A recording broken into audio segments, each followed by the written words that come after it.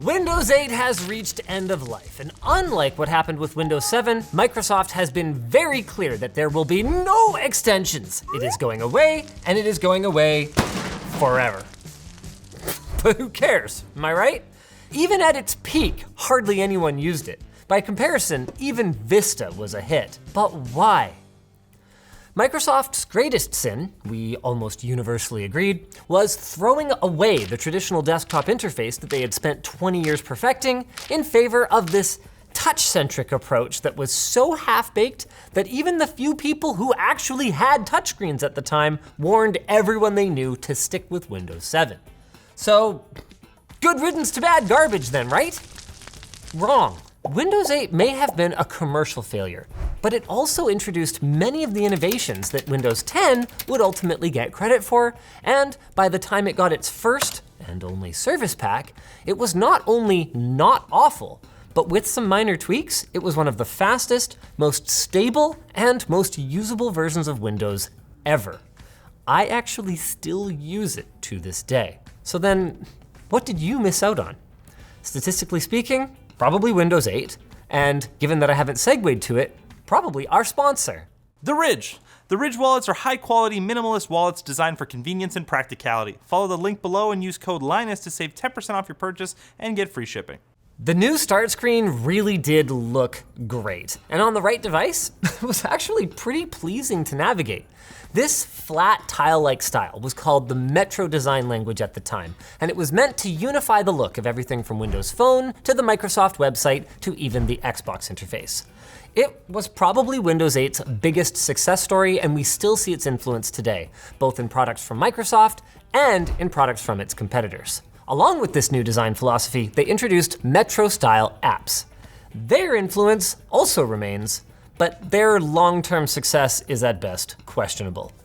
These apps were special because they ran full screen, didn't have the traditional window decorations, menus, and title bars, and were only available from the new Windows Store. An interesting example of one is actually Internet Explorer. Windows 8 confusingly shipped with two versions of IE, a touch-friendly Metro version for people who clicked on it by accident, and a classic desktop one for quite literally everyone else. The Metro apps, at least the ones that still function today, do work well with a full-screen touch interface, but this parallel development of similar apps resulted in an overall experience that was clunky, was confusing, and was unfortunately pervasive throughout the entire operating system. Microsoft's either unwillingness or inability to commit to a single interface paradigm made Windows 8 by far the most confusing OS that I have ever interacted with. And it's a problem that continues to plague Windows to this day, as evidenced by the presence of the classic control panel, which is still there in Windows 11. I mean, their intentions were good. To help you get around the OS, Windows 8 borrowed liberally from its mobile cousins, encouraging users to swipe from the edges of the screen in order to perform common tasks. Swiping on the left side reveals the charm bar, where you can search for apps, share content, get to the start screen, manage devices, and quickly access common system settings. The behavior of the charms change depending on the active app, replacing functionality that might otherwise be hidden away in a menu in a traditional desktop app. On that subject, Microsoft put considerable work into ensuring that your older Windows 7 apps would function as expected. The problem is that the way that they implemented it was caca. The start screen does have a button to reveal a traditional desktop, but that desktop is basically treated like any other Metro app. That doesn't sound disastrous until you think about it for 3 seconds, because then you'll probably realize that that means any program that might be running inside the desktop app cannot be navigated to like a Metro app would. So you can't just swipe from the left edge of the screen and get directly to, say, a Word window that's hiding behind a File Explorer window. You can only swipe to the desktop as a whole and then poke around at it from there. If all this stuff could have been disabled at launch, along with the default behavior of opening the full screen Metro UI every time you so much as grazed the Windows key, I believe users would have flocked to Windows 8 like they had to Windows 7. It had a lot more going on under the hood than most people give it credit for. Safety and security, for starters, both improved thanks to the introduction of BitLocker full disk encryption, UEFI boot support, improved biometrics, and Windows Defender's antivirus capabilities. Windows Live Family Safety built on the parental controls that were introduced in Vista, then confusingly reduced in Windows 7, only to finally make their return. Online services were more tightly integrated than ever, with various services from Bing to Xbox to SkyDrive either having dedicated new apps of their own or adding functionality to others, and there was even a new Windows to Go feature that let you boot a fully manageable live Windows environment off of a USB key. It was super cool, but was largely ignored as an enterprise-only feature. Many other existing applications were also overhauled with new looks and new functionality. We'll put a link in the description with a list because there's way too many to mention here. Honestly, up until this point, I could understand if it doesn't even really look that bad to you. The start button is totally gone, but we still have a taskbar to pin apps to, along with all the space on the desktop, so who cares? I mean, interacting with the desktop with a touchscreen feels a lot like it did in Microsoft's older attempt at tablet interfaces. That is to say, you can make it work, but okay, here's the thing. I went out of my way to find a device for all of our B-roll so far that has a touchscreen and was explicitly designed for this new interface. Let's instead put ourselves in the shoes of a typical Windows user back in 2012. Our desktop PC is running Windows 7 fine, just fine, and Windows 8 has the same system requirements exactly, which is great, but doesn't have any new killer apps. So on the one hand, we don't have to buy a new computer, unlike that whole mess with Windows Vista a few years ago, but if we were to go ahead and upgrade, we would discover that in Microsoft's reimagined New World Order, Windows users without touchscreens, which is to say nearly all of them, were suddenly second-class citizens. And for what?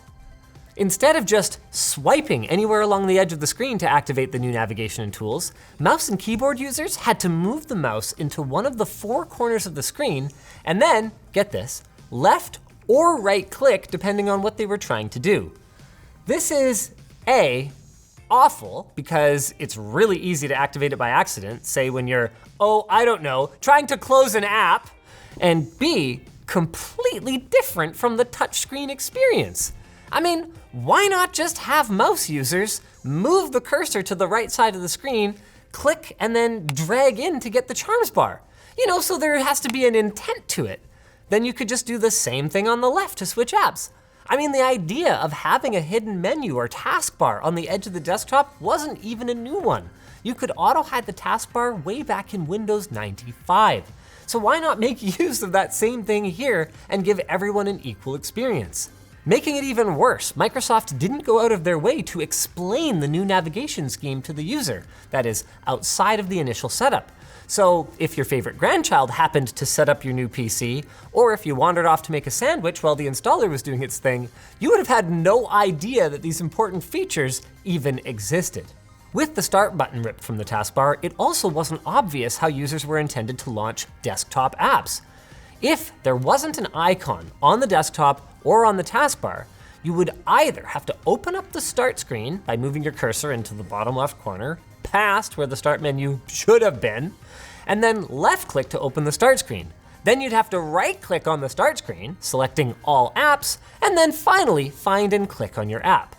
Alternately, you could move the mouse to the equally unlabeled top or bottom right corner of the screen, wait for the charms bar to appear, carefully move the cursor to the search icon, and then type in the name of the program you're hoping to run. In fairness, the search at least worked, unlike Windows 11. But because the focus of the start screen is on the new Metro-style apps, anything involving desktop apps felt like a lot of extra work. It's no wonder that indie developers leapt to the rescue, producing replacement start buttons and start menus for all those poor, frustrated users without touchscreens, which, might I remind you once more, was functionally all of them.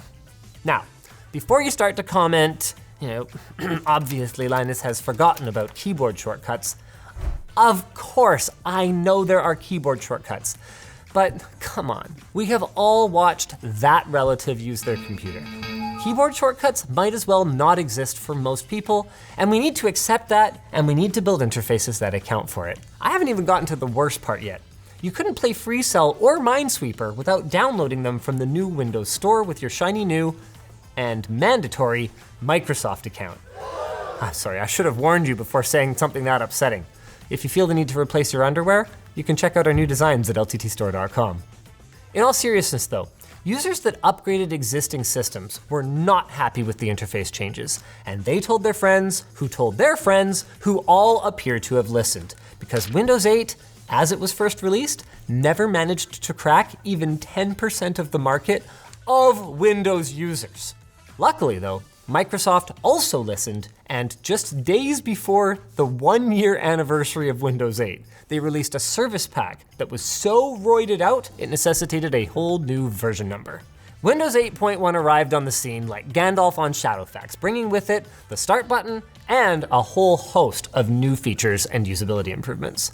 Microsoft clearly recognized that most of their users did not have touchscreens, so 8.1 made it much easier to stay on the desktop most of the time. They even made it possible to boot directly to the desktop instead of booting to the start screen, and they acknowledged that, for many users, the full-screen Metro apps were actually a step backwards in terms of productivity, particularly for multitasking, and they made it possible to run at least 2 Metro apps side by side and up to 4 at once on a higher resolution display. Auto-hidden title bars were added on Metro-style apps, making them easier to manage for non-touch users, and the taskbar was now accessible on the start screen by moving the mouse to the bottom.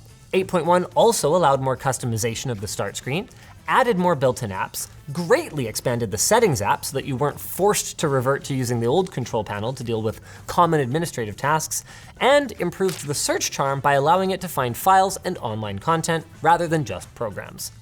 8.1 didn't abandon the bold vision of Windows 8, but it did temper that vision with a healthy dose of reality. The version of Windows 8.1 that I still use regularly, high back by the way, is a modified image of Windows 8.1 Embedded Industry Pro that the modder cheekily calls Windows 9.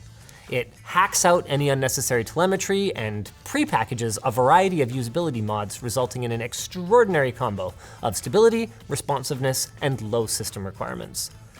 Unfortunately, like the rest of Windows 8, it will no longer be getting critical security updates, and it's time for me to move on. If Windows 8 had gone on to build the same kind of user base that Windows 7 did, I could probably expect Microsoft to quietly extend the support window a little bit. But unfortunately, by the time the 8.1 update came, the damage to its reputation was already done, and that would never happen. Microsoft wasn't offering free migration to new versions yet, and Windows 7 users just didn't see any compelling reason to upgrade, meaning that they were essentially forced to continue supporting Windows 7, removing the last remaining reason that one might upgrade to Windows 8, the obsolescence of what you're using. Windows 7 ended up being so dominant that it saw virtually no change in market share until Windows 10 came out in 2015. 8.1 did gain some ground in here and made it to almost 20% of the Windows market, but it's clear from Windows 7's flat line here that that was solely from folks replacing their old XP era machines and users who were simply desperate to get off of Windows 8. Like I'm desperate to tell you about our sponsor. Thanks to Grammarly for sponsoring this video. When it comes to work, communication is key, even if you don't have a writing job. Miscommunication can cause confusion with your team, leading to delayed projects. There's a bit of a miscommunication with the factory on this sample. It's going to be microfiber, not whatever this weird vinyl is. That's why we recommend checking out Grammarly's premium tone rewrite suggestions feature. It will help you by rephrasing your uncertain sentences to confident ones and will move your projects along. A few people on our business team use this feature to keep their writing professional and mistake-free. To get started, all you need to do is install the desktop app, log in, start typing. The right tone can move any project forward with the help of Grammarly. Go to grammarly.com/LTT to sign up for an account, and if you'd like to enhance your writing and tone, upgrade to Grammarly Premium for 20% off. If you guys enjoyed this video and you want to go way back in time, you can check out some of our coverage of Windows 8 from back when I still wore NCIX shirts. Oh man. Yeah, thanks.